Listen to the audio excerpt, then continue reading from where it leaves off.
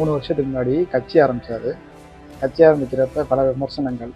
இப்போ பார்த்தீங்கன்னா, இவரெல்லாம் கட்சி ஆரம்பிக்கிறாரா அப்படின்னு கேட்டவங்க பல பேர். அப்படியே 3 வருஷத்தில் பார்த்தீங்கன்னா நிறைய இவர்கிட்ட வந்து என்ன ஒரு நடிகர் அரசியலுக்கு வராருன்னாங்க. அதுக்கப்புறம் பார்த்தீங்கன்னா இவங்கள்ட்ட 234 தொகுதியில் நிப்பாட்டுறதுக்கு வேட்பாளர் இருக்காங்கன்னு கேட்டாங்க. இந்த விமர்சனங்கள்லாம் தாண்டி எலெக்ஷனில் 108 சீட்டு 234 தொகுதியிலையும் வேட்பாளர்களை நிப்பாட்டி 108 சீட்டு ஜெயிச்சு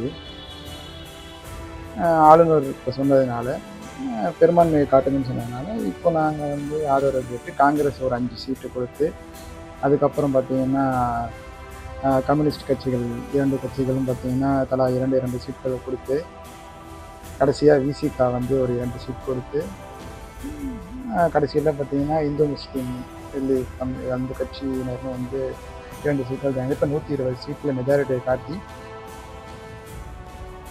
நாளைக்கு அண்ணன் விஜய் அவர்கள் சிஎம்மாக பதவியேற்க போகிறாரு.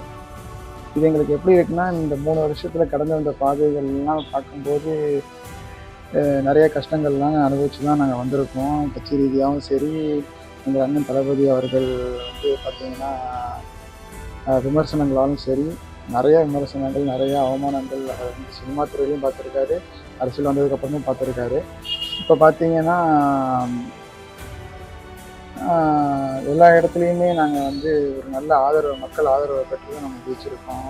34.60% விழுக்காடுகள் நாங்கள் வாங்கியிருக்கோம்.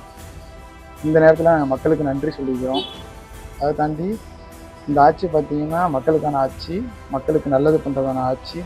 கண்டிப்பாக நீங்கள் எதிர்பார்த்ததை விட 100 மடங்கு விஜய் அண்ணன் செய்வார், கண்டிப்பாக செய்வார்.